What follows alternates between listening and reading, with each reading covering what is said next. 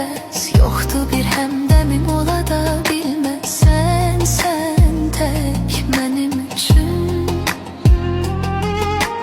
Belə bir qanun var əzəldən ey yar, aşıq öz yarının eşqi ilə yaşar. Mən də tək sənin üçün. Hönkürüb ağlamaq istəyir qəlbim, ən uca dağları aşardı dərdim. Qayıtsan tezliklə mənim yanıma.